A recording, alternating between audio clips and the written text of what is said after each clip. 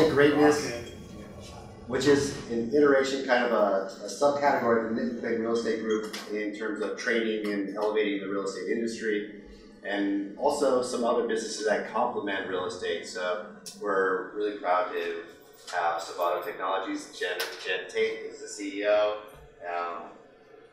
I work with Jenn at Cevado as a partner on the real estate side and the product side, so she's brilliant. She's read over 100 books this year. Probably more. So avid reader, devours material, but also has not just reads books, but has her own ideas and very thoughtful in everything she does. So today's about branding, and she is a wealth of information when it comes to branding businesses, not just real estate agents and businesses, but also companies all over the place, tourism and everything. So hope you enjoy. I hope you guys get a lot out of it in terms of your personal, who you are, and how you can project yourself and how the consumer can see you. So take it away. All right. Okay. Hello, everyone. Okay, I'm Jenn Tate, and I grew up in North Central Washington in the Metah Valley. Went to Western, started out majoring in art, ended up going into cultural anthropology, but all on the way heavy into the classics, into Greek mythology, all the different cultural, unconscious stuff that I was totally obsessed with and have been my whole life. And I started Earth and Sky Studios, a marketing and branding company, in 1999. I've got a presentation that I don't know exactly how long it's going to take, but I know we'll get done in time, and I want to make sure that you are able to ask all the questions you want, jump in at any point in time to clarify, and I really think that that as much as you bring to this, you'll get back from it. And hopefully what we'll be doing is actually doing kind of small group, individual, like, hey, I feel like this is me, how do you think that is? And so I really want this to be a back and forth and a conversation, not just me talking at you, which I'm really good at doing too, but you know.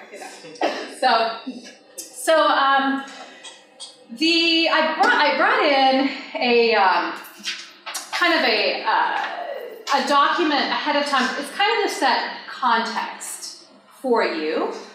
It's really about the history of branding, and so I'm just going to go through it really quickly, just to give you a sense of like what a brand is. I think for the most part, okay, somebody jump up and say, what is a brand, or give me a brand that you're familiar with. Nordstrom. Nordstrom. Okay, great. Someone else. Pepsi. Pepsi. Woo. Okay. Nick Mclean. Okay, Nick Mclean. Yeah. What did you say? Microsoft. Microsoft. Okay, great. And so each one of those it's a name. There's probably a logo attached. There's some stuff that you think about it, right? So that's what a brand is, right? Well, actually, if we go back linguistically, if we go back in time, a brand, very long time ago, was like something like a stick on fire, right? And then you actually would get a hot iron and the end of that stick, and then you brand something to say that you owned it, to claim ownership of, right? So in very old times, a brand was actually an identifier, right, that conveyed something about why you actually shouldn't steal those cows, or you get hung, right, because you're a cow that are branded, right? So brand actually is two things when you go back, way back in time. First of all, it's that I own this. The Nick Mclean real estate brand is the Nick Mclean real estate brand. That t-shirt means a sense of ownership, right, in the big context. And then on the other end of it, it is a variety of things that you associate with that. So some of the things which are really important as we look at brands are different markers that told you things about stuff, like life and death. Like a white flag meant parlay, it meant peace. You saw the white flag, you didn't mow down everyone coming at you with the white flag, right? That meant fairly universally peace. And then the skull and crossbones meant the other thing, right? Run, because the pirates are coming, right? So, or even nowadays, that actually still means poison, toxic, death. And these are things that speak beyond conversation. They actually speak at some of a kind of a fundamental level. There are other things like you remember Braveheart, the movie, right? So the pits with the blue faces, they actually originally painted their faces blue because it was an astringent that would actually promote wound healing. So they actually would paint themselves with the blue before battle to actually hopefully not die from a cut, right? They would actually bleed out, so it would keep them from bleeding out. But then it became associated with their incredible violence and kind of guerrilla warfare tactics, right? So the brand itself began as something that had one kind of meaning and started translating it to other kinds of meaning, right? So historically speaking, you know, the Maoris would have those tattoos over their faces and do that tongue thing, you know, and all those pre-war dances. A lot of the brands had to do with scaring the enemy or indicating that there's prostitution available. I mean, there was, you know, or that there was a leper colony, right? Like all these different things were life, death, sex. That's kind of where branding came from. So when you think about creating your personal brand, you should feel excited. You should be like, oh, this is like this stuff, right? Like, what are we going to promote here? So that's just kind of a really, really short history of the context of why a brand is, from a human perspective, it's really important. It actually goes back into our tribal band, who we are, who we aren't, who's us, who's them. The brand actually speaks at a visceral and emotional level, ultimately. I mean, it may not feel that way when we're inundated by marketing and Twitter and Instagram and all this crap that's around us, but from a human perspective, a brand is powerful. It can be very, very, very powerful. And it works at an operative level that's much, much faster than what happens here. It kind of goes back into that emotional, reptilian part of ourselves where we're instinct-driven, gut-driven, emotionally driven. So when you think about, as we go into this, when you think about things, I want you to think from here and here more than from here. So I want you to think about this feeling, your gut feeling, your heart feeling, more than your logical feeling. We can bring logic into it, but I want you to go with your gut instinct first instead of last. So, okay, let's go ahead and start here. Okay, so now let's talk about what a brand is for the purpose of what we're doing today.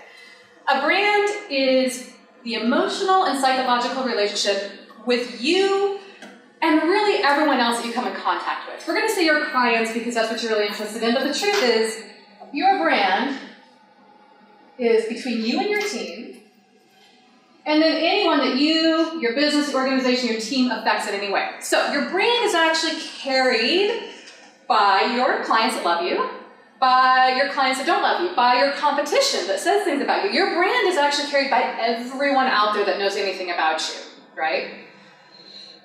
It's not really carried by the things that you say about yourself, right? You have some influence, you actually have a lot of influence, but ultimately you have to remember your brand, it's not what you put on the billboard, right? It's not what you put on the business card or what you say. It becomes what comes back. It's almost like a reactionary. Exactly. It's a reactionary. Exactly. So if I said, you know, I am the best public speaker ever, all of you guys would immediately react and like, yeah, no. Sorry. Right? So it matters less about what you say and more about how what you say is reflected back at you. It's something in Jungian, they talk about the reflection. Like, it's not what you say, it's what actually comes back at you that you actually said, even if you don't think that's what you said. So that, you know, looking at it that way is really important and super insightful. It'll give you tons and tons of information. It's that feedback loop. Super, super powerful. So a strong brand elicits immediate thoughts, emotions, and feelings in the people around you. So I want you guys to just say some things that you think about any of these brands up here. Immediate, just kind of visceral reactions. Happiest place on earth. Disney. I know you got one. You're looking. I just thought that Ford was funny. I'm not a Ford fan. Okay, so tell me, you're not a Ford fan. What did that, when you saw that, you went, what? It just made me laugh because I've worked on so many of them. It's just like I wouldn't waste my time. Perfect, exactly right. So Ford says all these things about being tough, and you're like, It's a duck. yeah, right? Okay, perfect. I'm on road dead. And a strong brand doesn't mean it's a good brand. I said these were strong. I didn't say you felt good about them. I just said they're strong, because strong means immediate reaction, right? It doesn't necessarily mean good or bad. We're not judging this. We're just saying this is strong, you know. Microsoft is a very strong brand, with a variety of reactions over the ages, ranging from like 1 to 10, right? Yeah, Apple's like expensive. Expensive, right? Yeah, battery goes dead. Yeah. Something like that, right? I think Apple's like creativity and design and sleekness and Yeah. Minimalist. Right. Kind of like the essential. Super what's clean. Essential, yeah. Yeah. But also like they also break rules, like they, rule breakers and rebels in terms of industries and no boundaries. Totally. Yeah. So, tell me UPS versus FedEx. Like Brown. Brown. Brown. UPS is brown. Brown Okay. truck. Okay. Yeah, all my Amazon comes from UPS. Right? Yeah, now you're associating a different brand with them. Yeah. But Right, because you say UPS and you automatically probably also think about FedEx and maybe the Postal Service, depending on how much Amazon Prime. Yeah. It's a lot of Prime I order, yeah. So. expedience, reliability, and overnight delivery, same day delivery. Yeah. Is that not an emotion though? It is an emotion though, because great. What does overnight delivery and expedience mean for you? Satisfaction. Yes. And knowing where something's at. Going to put in the tracking, you can see where it's at, right? So you're then instant gratification. Yeah. So the one piece had you give a logical answer if it was actually an emotional, compelling reason. That we don't normally we I was just reading about this last night. Emotional EQ selling, anyways. People decide things emotionally, and then they use logic to explain why they did what they did. This is critical. So you actually did the reason why without knowing it, and used the logic to support it. And so your clients are going to do the same thing, right? They'll tell you why they chose you or why they didn't choose you, and really they decided emotionally and they don't know why. And then the logic is just fluff that the brain uses to support its own. So we don't feel like we're really wildly irrational creatures, which we are, unfortunately, wildly irrational. But we've got to pretend that we're rational. It's very important. It keeps us with a cohesive sense of self, so we're not fragmented and all over the place. Okay, so as you look at your brand of yourself and of your team and who you are in the world, remember it's emotion first and logic second. Yes. Here, a lot of us, I have somebody that we're working for. Yeah. The company that we're with has a brand. Yes.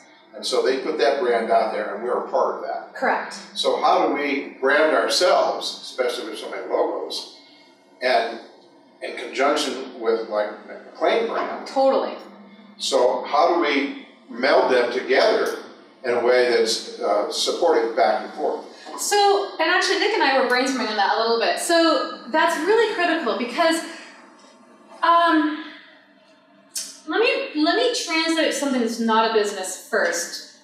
And this may or may not be the best way to do it. There's a couple different examples that I think will help. So let's imagine that you're all a part of the same church. Okay, you all go to the same church, and I don't know a church of Wenatchee. I've been to church in a long time. Okay, so pretend you go to the same church, right? But one of you is a deacon, and one of you is the greeter at the door, and one of you is on the worship team, and one of you teaches Sunday school. Now, each one of you has a brand, right? Underneath that overhead, you're not going to create a brand that is actually like because imagine that we're talking about a kind of a regular conservative-ish, not fundamentalist church. Yeah. I know I'm on really thin ice here, right? But none of you is going to go out and be a Unitarian Sunday school teacher, right? And teach about the fairies and the gnomes and the elves under that umbrella, right? Mm-hmm. So you're going to create something that is pertinent to you, but also fits within the umbrella of quality, customer service, best, this, that, or the other thing, right, that you already have within there. So a lot of it comes down to, and I think, since there are so many of you that are working with Nick, that we should probably do that exercise, is to work within what does that brand encompass, and try to see how big that umbrella is, and then just see where the individual niches within that are as a team, right? Another one would be, I'm not a sports fan, the Seahawks, okay? do the players have their own brands within the team? Oh, yeah. For sure. Using boom. I'm gonna let one here not really knowing, but I do know. They each have they really do. Some of them have very, very strong personal brands, and yet they fit as a team cohesively with no problem. And so that's exactly, I think I would not use the church metaphor. I would personally be the Seahawks and use that as your metaphor. You're safe here. Safer there than Yeah. So that's how you go about it. So, you know, one of the things you may want to look at is, you know, what it is not in terms of the big brand, right? What it is not, clearly not, and make sure you don't go, you know, wandering out there. Not that you would want to, anyways. For your clients, it wouldn't be a good idea, anyways. But yeah, I think that's how you look at it. Mm-hmm. Good. Yeah. Okay, so this is probably the densest slide we're gonna have, and everybody's eyes are just like, really? Okay, you don't have to read this. An archetype is a universally understood symbol, term, statement, or pattern of behavior. It's what I spoke of at the beginning. A white flag, skull and crossbones, blue faces. It's something that's recognized across at least some language and cultural barriers. It's something that tends to actually run in all of our subconscious, especially as, what was your name? Tiffany. Tiffany's daughter got heavily into Greek mythology because of some series that she was reading, and so now she's seeing it everywhere, and she's got the gods and goddesses all over the door and all that kind of stuff. So these archetypes of different things tend to run across cultures. I can send this link to you if you want it, so you don't have to write everything down. I'm happy to have Estrella send it to you. And we'll make sure that this is available online as well in a webinar or something like that. So we're going to run through the different archetypes with the little cards that I made, and we're going to look at them all. There are more than just what I came up with here. I went with many different sources, some are right here, and I tried to distill a whole lot down to the ones that I would consider the most essential. And you can continue to kind of dive into them more deeply and split hairs and get more granular about it. But I think we've got enough to give us kind of a broad spectrum, so you can find what you identify with particularly. At the very end, for purposes today, we're looking at a pragmatic take on the notion of archetypes.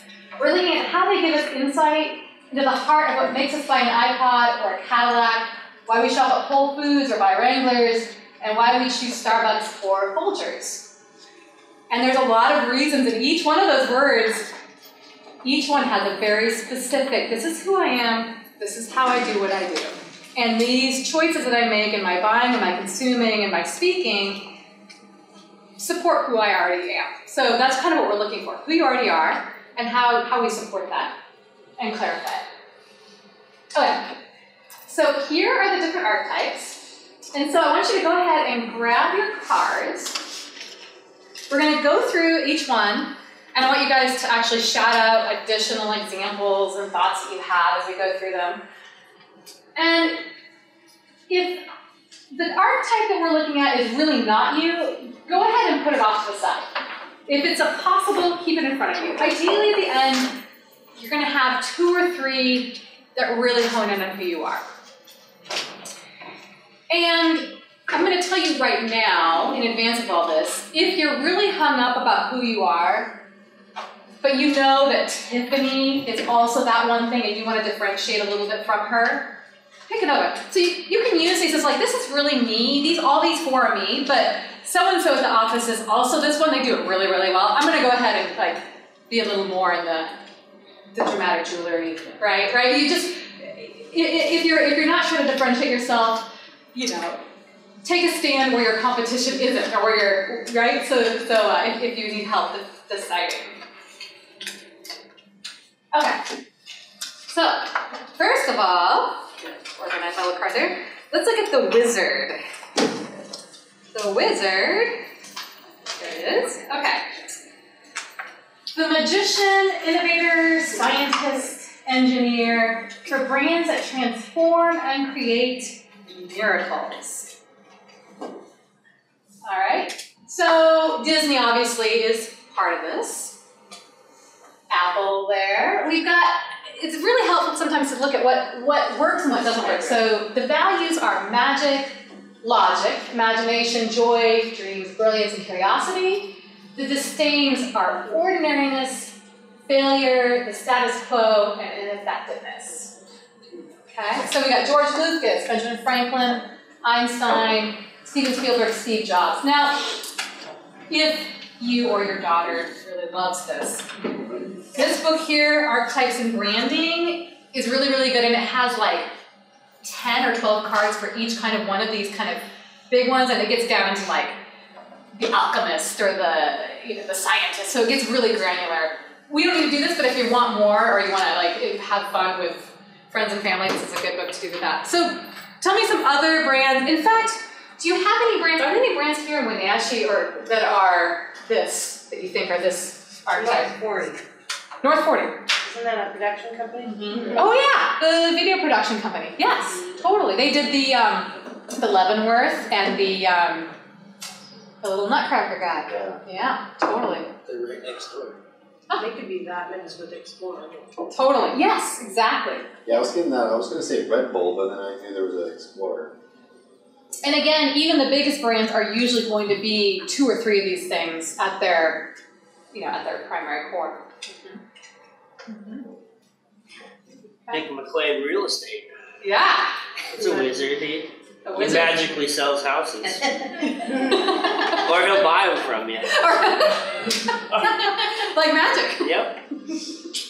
I can wave a wand. Right? As I'm fond of saying, there is no magic data fairy. Like when people ask me for data sometimes that that it's impossible to find. Yeah. Especially the tourism, like people are like, oh well, do you know why people? No. Yeah. No, actually, there is no magic data fairy running around. But we make it look that way. All right, let's go on to the next one. The creator, artist, visionary, storyteller, imaginer. For brands that enable customers to create. So this would be one of my own brands. Like I really want you to be able to create your stuff and your marketing and your branding and your future. Like that's a huge core value of myself and why I'm here in the world. So that would be one of my values. Oh. Creativity, passion, ingenuity, artistry, independent thinking. That's huge for me. And I do hate boredom, structure. Yeah, sorry, Nick. The expected limitations and directives. It's totally me. So we've got Adobe, Crayola, Lego, MoMA, Nikon, Etsy. Any other brands you can think of? In town, there's that pottery painting kids. Oh, cool. Glass with the glass. Yeah, Glass with the glass, yeah. Okay. That's a good one. Oh, there's that really cool house where, like, is it Tiger Lilies downtown? They have all those beautiful things. It's like a little, I can't remember. No, it's not Tiger Lilies. I can't remember what it's called. Gilded Lily. Yeah, that's it. Thank you. Yes, I always love to go in there and find Yes. sparkly things. Dangerous. Yeah, Tumbleweed, they're very, Sure. very creative. Any food places that are like this, like that have just really innovative? Sumo. No, the Hunter's Wife. Oh, the Hunter's Wife. Yes, I've never been in there, but I've seen their branding, and it's been very intriguing. The chef is more tender. Oh, interesting. I have to go in there and Get your nose ready. get my nose wet. I don't know, stays in there. I love it. But I mean, this is exactly right. Like these kinds of responses are the ones that really tell you the nuts and bolts of something. You've got to be open to hearing all the feedback. Super important. Okay, what's next? The source. Wikipedia. The Wikipedia, yes. Sage, mentor, shaman, Google. interpreter. Google. Is that right? No, actually, it's not Google. It's probably not. Google tells you what you're looking for, and it probably reflects what you want to see. If you want to know the truth, you probably have something else you go to. Ask Jeeves. Ask Jeeves. Okay. For what's that? Snopes. Snopes. Okay. I think it's really good to, like, if you really want to know what's really real, True, yeah. where do you go to? What's your trusted source of truth? Facebook, right? Exactly. Yeah. Facebook. So, and I think this is actually really interesting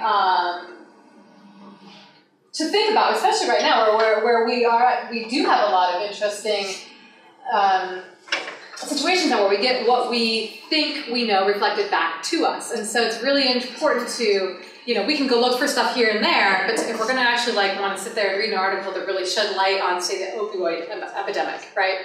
Where are we going to go to try to find that information? And actually, at this the conference I was at on Monday, the Dr. Tufta, he was saying that 75 to 90% of the published medical studies are actually false. Oh, perfect. Which really, really alarmed me. Yeah. He said, it's a lot of it has to do with data. And the fact that you can actually take data, run it through a statistical program, skew the end, skew the mean, skew the median, and come up with a completely, when your eye looks at it, it looks like this and this is true, but if you actually look at the data doesn't actually say that at all. And then, go ahead. Well, I was going to say, of all these that I picked for commercial, was this, the source. The source, yes. You have got to be the source for the absolute, unflinching truth about the investment, the property, the situation, the neighborhood, everything. Mm-hmm. That will serve you so well. It is important then that you're not necessarily an optimist, right? That your take appears to be, there's cynicism, there's optimism, you're squarely in the middle. You are, so there's all kinds of ways to support that and to reinforce that. Now, I could sugarcoat it for you. That would be a great phrase, right? There's phrases you can use to actually position yourself there as a source, even if I don't want to tell you, I'm going to tell you the absolute truth about this property no matter what. That is a brand promise that is trusted advice. Yeah. I'll tell you what I know, not what you want to hear. Exactly. That's perfect. Perfect. And if you come up with phrases, there is no paper, jot down these things. Some of these phrases will become your trademark phrases. You'll want to say them over and over and over again. They'll be the ones that people will take away with them, and they'll tell people that about you. This guy told me da da da da da, and I really think you should check. You should give him a shout. I think he'd be honest. That kind of thing. And work to create a brand. But if you actually don't keep your brand promise one time, you are right back to square one. And you have to do the work all over again. So Zillow getting better doesn't cut it. Someday maybe. I mean, Jack in the Box recovered from a pretty nasty E. coli thing, but how long ago was that? We still don't remember. He's got the same with 15 years. I haven't either since. Wells Fargo, what they're going through right now too.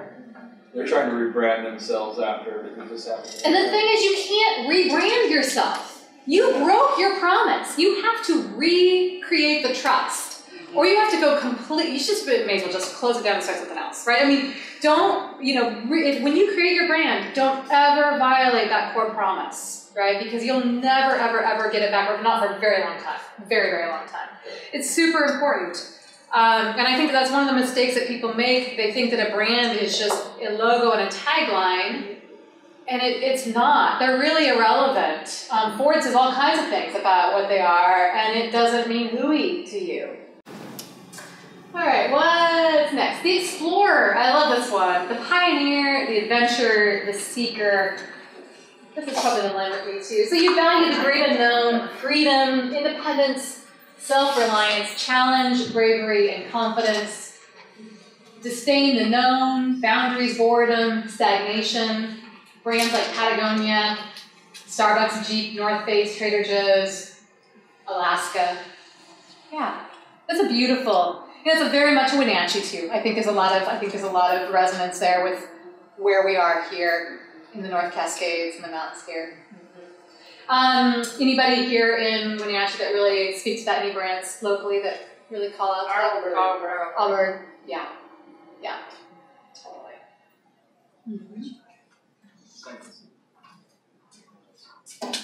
Anybody else want to jump in? All right, the protector.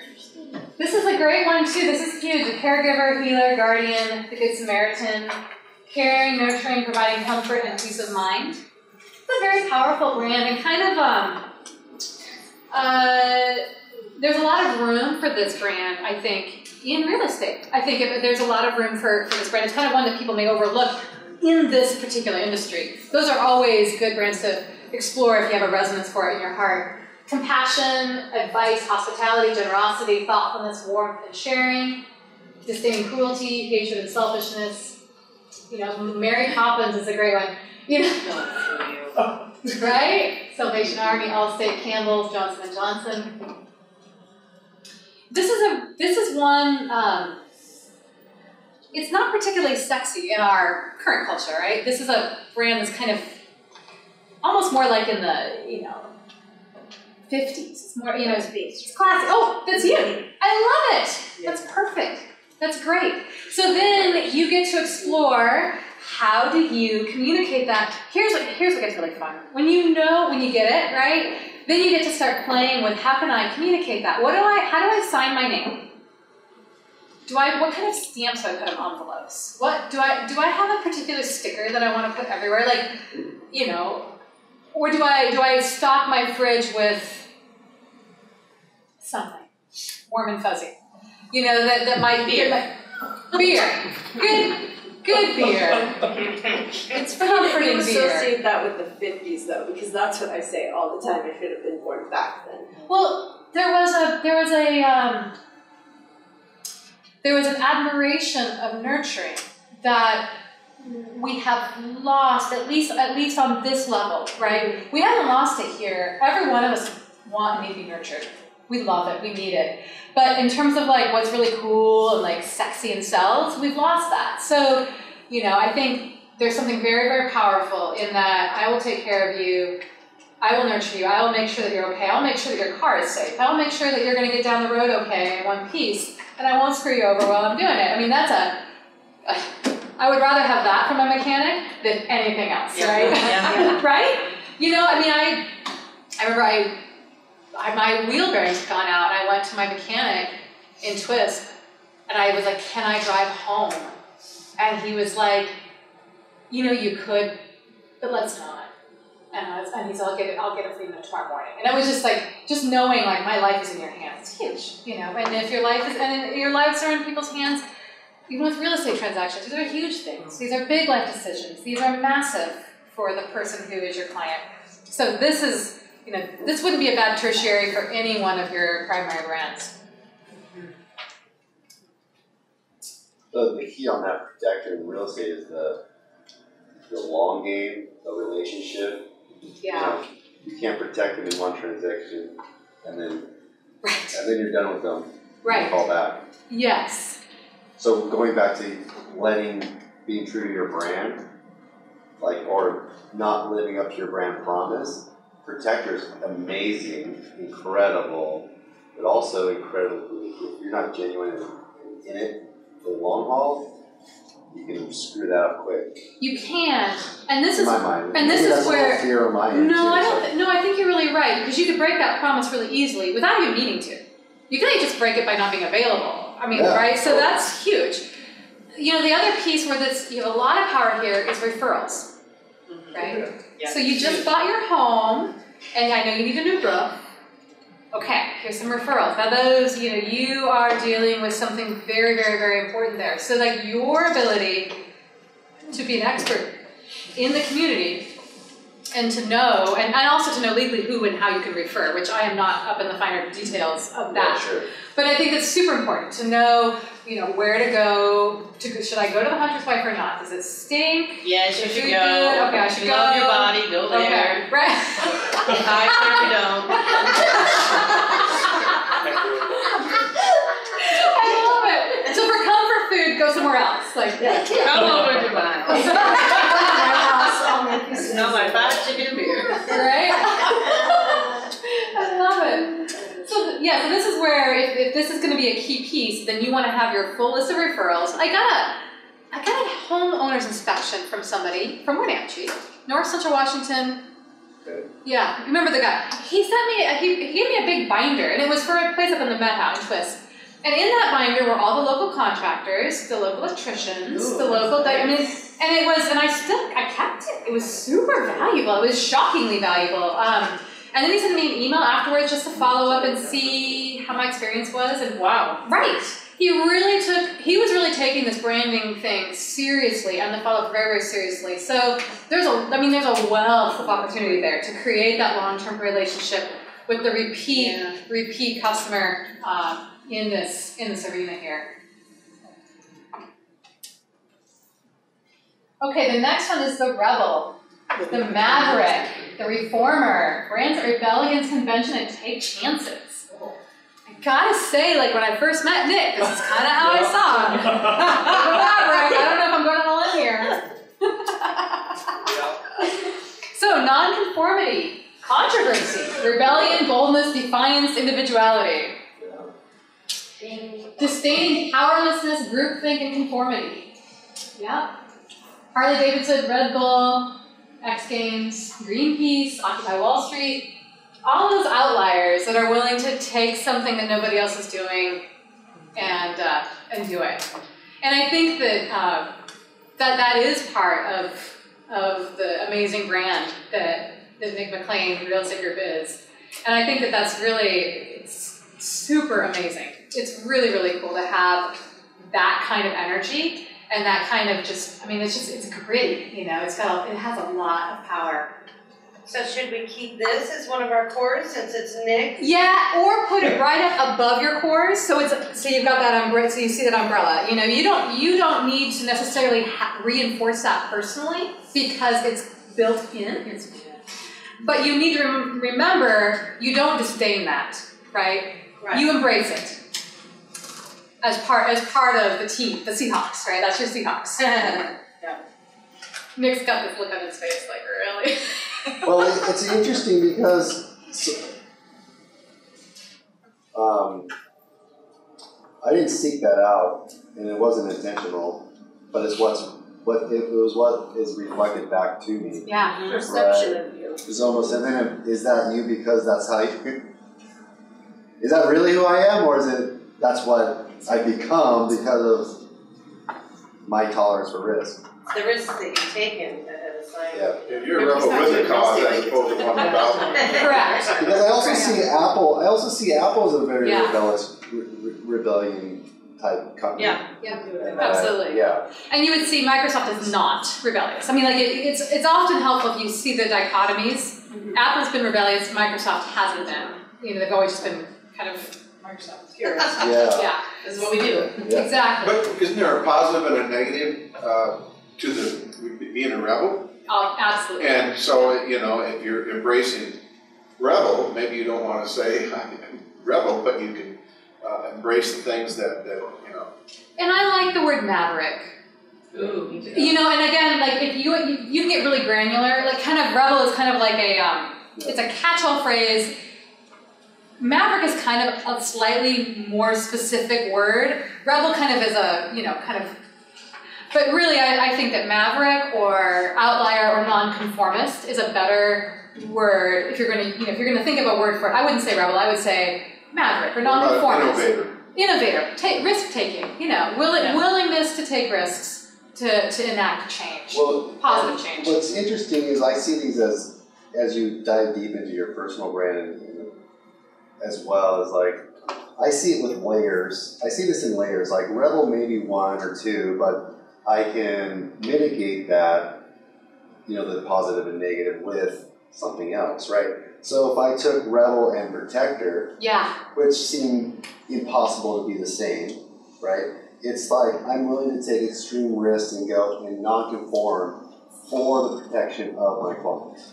Well, and how many? When Right, you so think it's about, not necessarily personal gain. you think about the Red Cross, or you think about people like Florence Nightingale. I mean, there are people that are people that are putting their life on the line to go heal people up inside enemy lines. Yeah. That is a rebel and a protector at the same time. Yeah. Very, very powerful. Rosa Parks. You Right. know, she did something that was. No one dared to. She was a maverick there. Totally. Activist there. What she was doing to protect and support that movement. Right. and Martin Luther King, Yeah. an absolute rebel, Yeah. absolutely. And so like, so you can see where the most superficial view of something doesn't actually necessarily get at the heart of it. And you knowing the heart gives you the opportunity to actually speak to the core in the right words, you know, but Yeah, because I guess I get a little defensive on that one. Totally. And That's what makes you a rebel, though. Nobody that's actually a rebel they're nonconformist. Everybody wants to put you in the rebel box. Right? And I'm you not a don't rebel. want to be there. I'm like, wait a second. A lot of clients that we deal with like that about you. It's a positive view. It's not a negative view. So well, and that's where your resonance, right, where so one of the things that's going to happen, and this is why this stuff is super powerful. Like it has lifelong ramifications for you, and it really does. So if right now the brand is attracting the clients that really love that, you can assume that it may not be attracting the clients that don't. So you actually have a position there, not just to be all things for all people, but to refine the rebel archetype to maverick or nonconformist or protector, right? So you have an opportunity to really refine that I will do whatever it takes to keep you safe, which merges those two, and may actually expand your circle of influence and potential client base to clients that aren't actually coming to you right now because they see you as this, and if you're not changing yourself, you're just tweaking the core, the nugget at the core there, and you may have a whole other set of clients. So, you know, my goal for all of you is to be more wealthy, have more listings, and have more buyers, and expand your growth. That's what I want for all of you. So this is why we're here. Also, when you were saying that too, what came to my head was coloring it in. I don't know, that popped in my head. I don't know if I'm thinking about it right, but it was black and white. Right. One card, 2 cards, black and white, but then how do you bring color to it? Right. Yeah. How do you make it nuanced and have all the flavors, right? Yeah. It's not just a steak, it's, you know, it's a super tender ribeye with a peppercorn glacé. I think What? Okay, the lover. I really like this one. The romantic, the seducer, the matchmaker, the sensualist, the brands that provide a sense of romance, connection, and sensual enjoyment. The values are love, sensuality, beauty, desire, connection, enjoyment, and decadence. Disdains are ugliness, sterility, solitude, and plainness. Victoria's Secret, Calgon, Chanel, Haagen-Dazs, Vegas, and so I see that there's a lot here that people just not even like. Is it Frederick Eklund? You know Frederick Eklund? Yeah. And the entertainer, the loving entertainer. Yeah, so I think, you know, I think the jewelry, right, play beauty, textures, fabrics, passion for, I mean, if you were the person that was just absolutely in love with the finishes and the floor coverings and the drapes and the colors. Oh, and that's Frederick. He kisses the marble and every time he's just like, right. So that, this is tricky, right? Because we immediately think of Victoria's Secret or whatever we think of, you know, if you think of this. But if you go a little deeper, you think about someone who just becomes alive with the particular breeze that flows across this particular property because of the hillside and the trees, and you can't even imagine the way it smells when the lilacs are in bloom, right? Like that, anything to do with the 5 senses. This is your brand if you are incredibly in tune with the senses: taste, touch, smell, feel. And it's very, very powerful. Your clients, I would be one, obviously, where that really matters to them, you know, that is just huge. I bought my property. I bought the most crappy house in 2001. They chain smoked inside. The linoleum was cracked. There was bats that lived in the house. I mean, literally, this was just this weird cabin, but the arrowleaf balsam were blooming everywhere. It looked like the sun had turned upside down and was shining back up the sky. There was water and raspberries and this amazing lawn and all these pine trees, and I fell in love with the land. And so I spent, 20 years fixing the house. It's time now.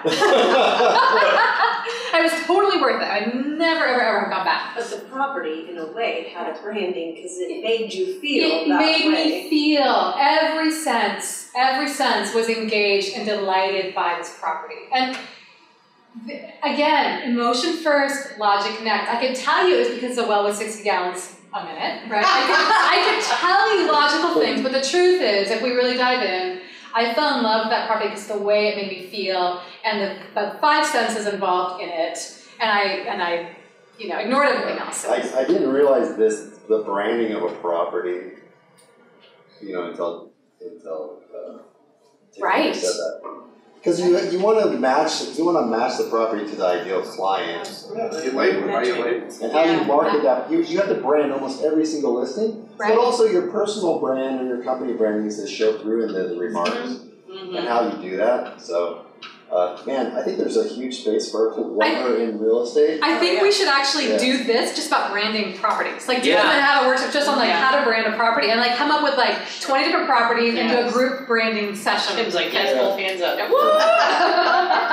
Perfect. And then you'll just hand these cards to your clients and be like, can I figure out who you are first before you go with that? So if you're turning into the lover when you go there, they'll be like, what is wrong with this person? I need flowers.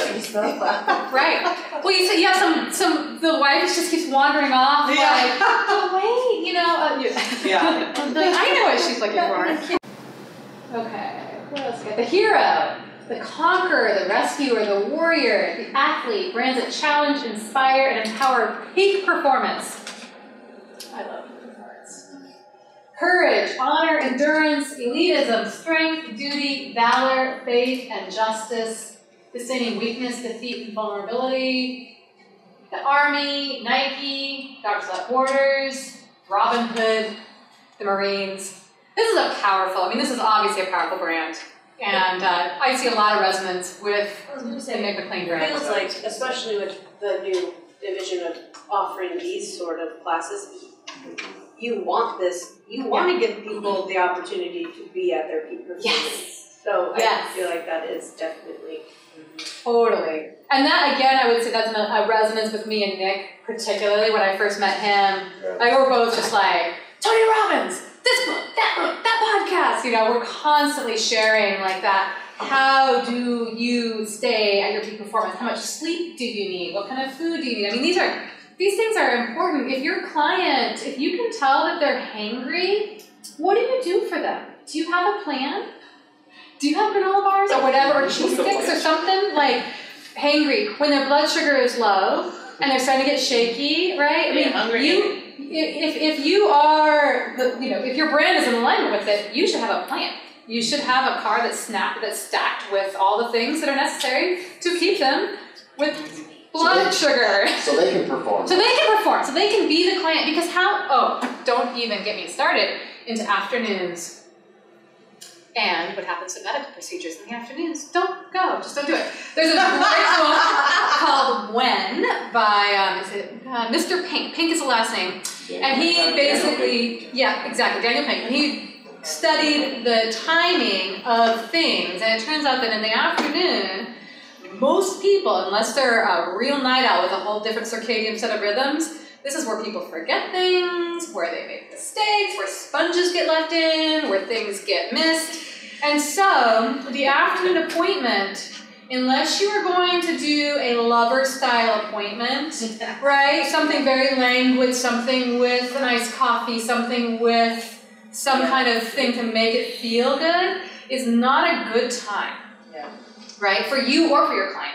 So then in knowing that, of course, you can't just not do afternoon appointments. You're going to have to do something preemptive to make that experience pleasant. Make sure there's some caffeine involved or some sugar or some kind of something involved to make it pleasant, because really it's an awkward time for most people. It's not so great. So just knowing that gives you another tool in your toolkit for peak performance. Okay? And the Purist. This is a lovely brand. Purity, wholesomeness, health, simplicity, and trust. We've got Dove here, wholesomeness, happiness, simplicity, honesty, peace, disdaining deception, Lateral Damage, War and Evil, Mr. Rogers, Julie Andrews, Princess Di, Dove, IKEA, Sesame Street, Whole Foods, Make-A-Wish Foundation. This is really lovely. Someone, if someone doesn't have this one as kind of their key, somebody should do that, because it's going to resonate with someone, with some clients very, very, very well. You know, everyone is going to end up emotionally, in fact, the book I'm reading, the one about emotional IQ or EQ, sales EQ.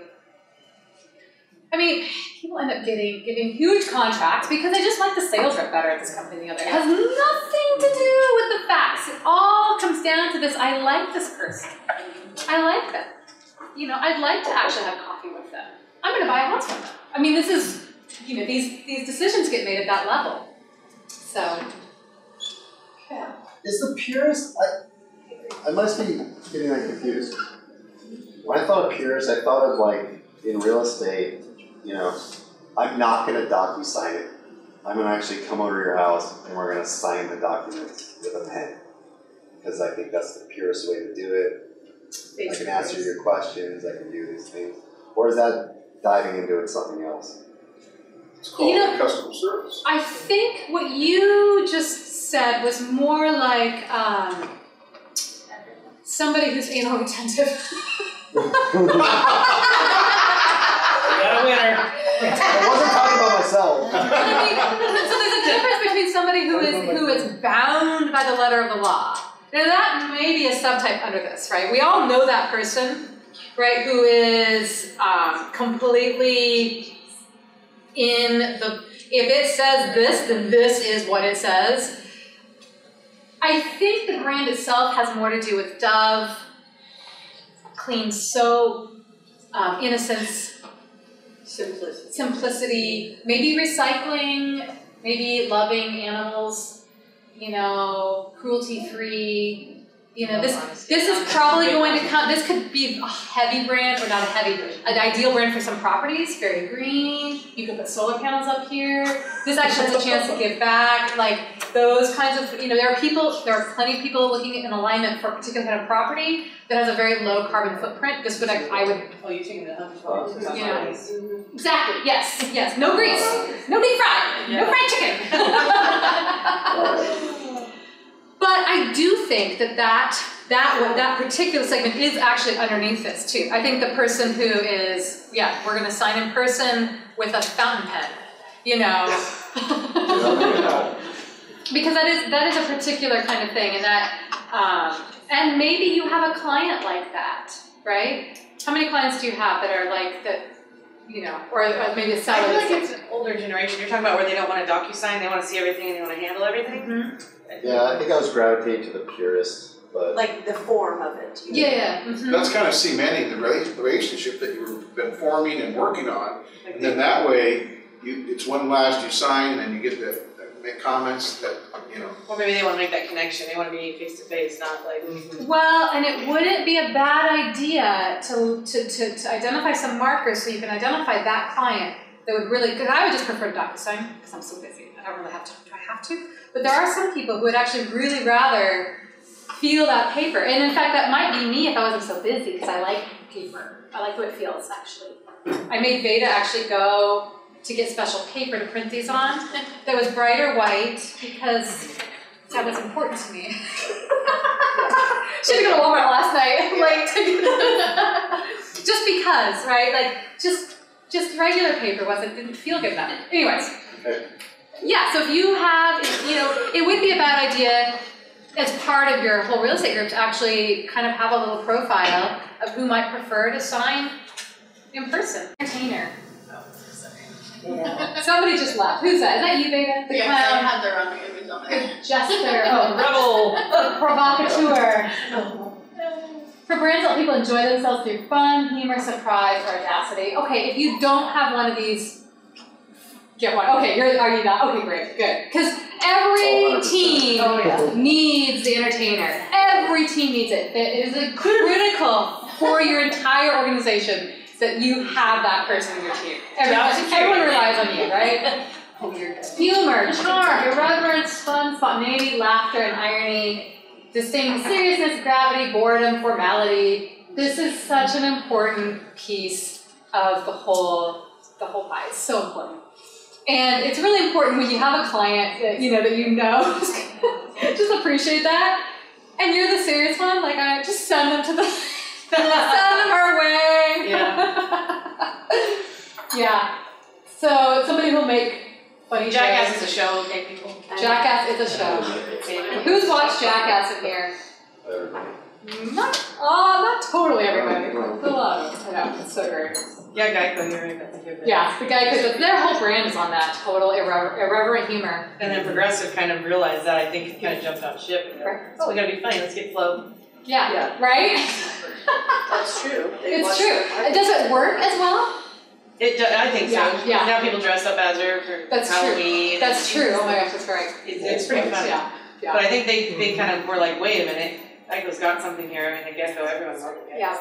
So if you are the provocateur, if you are the entertainer, have a signature, right? Like a hat or funny shoes. I don't know, something, right? Do something that just, that just reinforces that brand. One of my friends got a boat. Get on it. She wears like fruit earrings, like big fruit earrings, like bananas. Like, I mean, I feel like as I get older, that's gonna happen. I'm gonna be like a blue eyeshadow.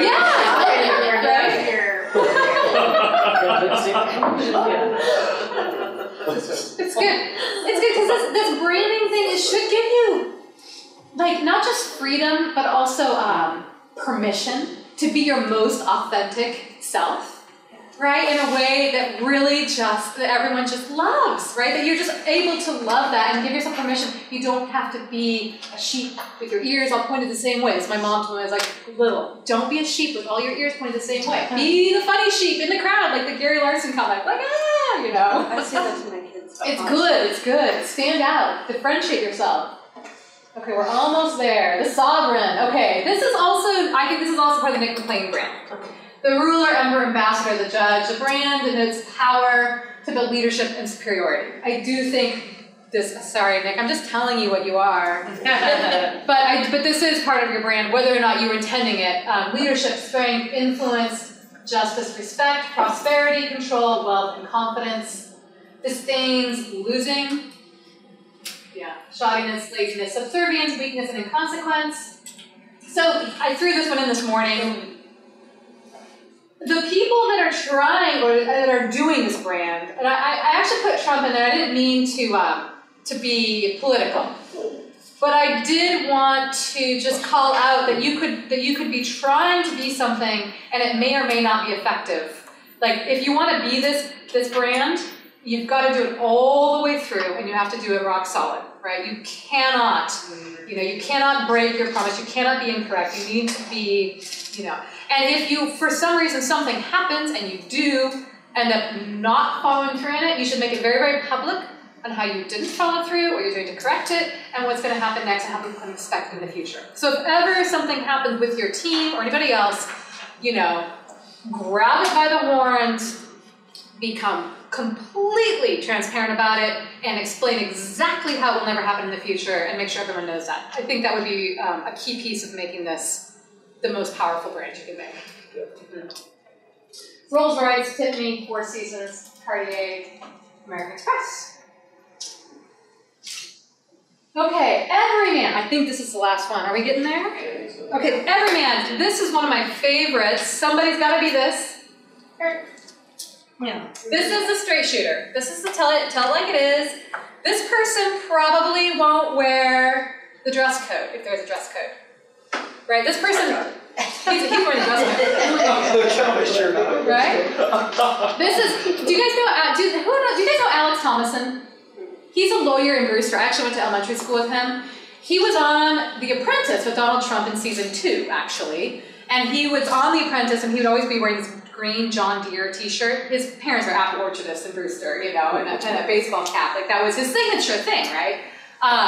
This is the straight shooter. The straight shooter is, Levi's and beer and Wranglers and, I can drive a tractor and, by golly, I got a chainsaw. If we need to get that trunk out of the road, we've got that. This is a very powerful brand. This is a brand that people trust and resonate with specifically And so, you know, if this is who you are, who you could be, name it and claim it. Just own it. This is a good brand, powerful brand. There's a lot of power in this. Can I ask you a personal question on this? Why did you put Whoopi Goldberg in I there? was just thinking the same thing. Well, she is really, so if you are Frankness. He doesn't watch The View. I know. I understand the controversy that things that go on there, but I would have seen her a few years back as this maybe, but today, no. well, and I haven't been up on things, so I don't know, has it changed, Veda? Help me with I current don't know data. Whoopi necessarily personally, but these coins were made a few years ago. They were made a few years ago. So that could be part of it too, I because think I actually, that's her though, even now. I mean, I don't watch the show anymore, but she is fully you take her or leave her. It's I would say Ellen DeGeneres would be this Like too, that. right? Like this, Yeah, I can see her there, yeah. okay. And this is probably my failing on reading too much Carl Jung and not enough actually of anything that has to do with modern day culture. Well, It's a I'm failing. not Nerd. arguing that it should or shouldn't, I just was curious of why. I think I'll switch that one out for Ellen. No, I think that's actually a really good observation, and I do admit to being my biggest weakness is whatever's happening in modern day culture. Great on Ghost. Oh, right? Okay, there's that. Like that one I know. Yeah, that one really I know. So make sure you've got someone here on your team that is just at least one someone, because you're going to have clients that want this person to work with, and that's what they want to work with, and that's really important. I think Wenatchee has a lot of Yeah. these businesses. Yeah. Yeah, with the orchardist. Gorgeous develop, Yeah. Just get out of the way. I mean, 4 generations, grandpa was da-da-da, Yeah. this road's named after my family. Yes, that is, there are a whole lot of things, emotional things that are at play there, and that's very important. Okay, all right, so. They don't want to be, they don't want a salesman. They No. want you to, They want a straight shooter. They want a they want it handshake. sugar-coated, you know, they want to know, is it overpriced or not, or where do we stand? Yeah. Give it to you. Super powerful. Yeah. totally. Okay, so as soon as you begin to say something about who you are, you begin making promises. For example, if you have regular operating hours on your door, it's a promise you've made. If you leave 5 minutes early, you broke your promise. Yep. Right? If they're online or a brochure on the newspaper, they're also promises, even if you didn't make them and the newspaper did it for you, you better go find that. Go look at Facebook hours, make sure, right? Like make sure whatever promises are there, make sure that you're keeping them or change the promise. Super, super important and so wildly overlooked by people so often because you're just too busy doing the thing to see what's out there. Anyways, if you say you've got the best customer service in North Central Washington, how do you make sure that claim is supported by your actions and those of your team? If you say we listen to the client first, you made a promise too, how do you create daily actions and scripts that reinforce that promise? So this is an exercise to do in your team meetings, right? Like to create your, you know, I'm this. This means I have these 2 promises. How am I keeping them? And then just work on just, you know, just layering and layering on how you keep them. It's super fun. You know, it lets you actually make your own specific promises and then figure out ways that you're keeping them by, you know, all right, sugar, have a good day. You know, how do you say goodbye? How do you say hello? There's simple things, but there's always room to create and reinforce your brand in the simple things you do. And don't be afraid to be a little different and do it your own way, that way, but then be consistent. You know, keep doing it. So you kind of get that, yeah. This is a lot about your brand, singular. Mm-hmm. But what I've seen here is how to apply this to a lot of things that you are dealing with. Specifically communications that you have in regard to different properties, or different things that you're trying to accomplish, and different clients. That doesn't mean that you're trying to be all things. No. But it's recognizing who you are and who they are, or what it is. So this is really important, and you know, each of you have to, you know, there's a lot of self-reflection that goes on with this. You know, I have some clients that, a couple clients that want to tell me how they pray for me, right? Yeah. And I always say, thank you so much. I really appreciate that. I'm not lying, but I'm also not being, I wouldn't go out and ask somebody, would you pray for me? Okay, it's like just full disclosure, I grew up in a fundamentalist Christian church. That lasted until I was 14. I'm not. So but I respect it, but it's not me. But also I choose to listen to where they're coming from, and I really appreciate that they keep me in their heart like that. Right? So, and I say it with full sincerity. I truly say it and I mean it, but I mean it at that level, underneath the level that they think I mean it at. That's me. And I know some of my team, would probably be like, Vanessa wouldn't be able to do that. So you want to be authentic to yourself, you want to know your client, and you want to know and be very confident in who you are and why you are the way you are, and be completely okay with that, and to not apologize or feel, you need to think about what kind of situations could I get into with a client, right? If a client tries to engage you on a political discussion that you're really not comfortable with, how are you going to react? What's your response going to be? Are you going to make a joke, right, and be an entertainer and kind of deflect it that way? Are you just going to be straight up and be like, you know what? I actually made it a rule that I never talk religion or politics with my clients, and that's just what I do. I mean, you can deal with this a lot of different ways, but figure out which one works really well for you so that you're not caught off guard when it happens, which it will, and then you don't end up alienating your client or making them feel bad, which you don't want to do. So it's a creative ways. That wouldn't be a bad, just creative ways to deal with your client stuff. Okay. I think we kind of covered this. How would you know that other businesses are upholding their promises? I guess if you went to the Hunter's Wife and they had like all these deep fried donut Twinkie things, you'd feel like they broke their promise of that. Well, they just rebranded themselves and they did that. Oh, see?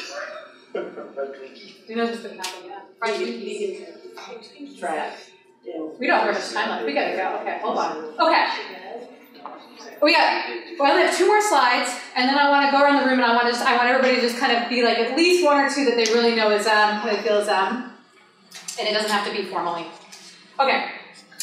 There's explicit and implicit promises, and so this gets a little more nuanced. We covered a lot of this, but the explicit promises are,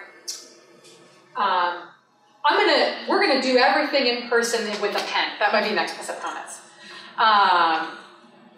I'm going to always have a beverage for you when we show up to go do I'll bring you whatever you want. Coffee, beer, that's my thing. An explicit promise is part of your brand and it's something you explicitly state. The hours of operation are explicit, right? The title companies that you specifically refer to, the lenders, those are explicit. The implicit ones are those emotional things. An implicit promise would be, I'm going to always make you feel safe. Another implicit promise would be, I'm going to always make sure that I'm going to make you laugh, right? That's an implicit promise. I'm going to make you feel like you're really well taken care of and nurtured. Another implicit promise. I'm going to make sure that you know that I'm going to tell it to you straight no matter what. Like, the implicit promises, you wouldn't tell a client that. You would just make sure that they felt that way. And you would evaluate at the end of your interactions with them whether or not you did make them feel that way. If there was some reason why you felt like, I know Emily told me that one of her biggest things was making sure that people felt listened to. And so at the end of a situation with a client that didn't go quite well, you might ask yourself now,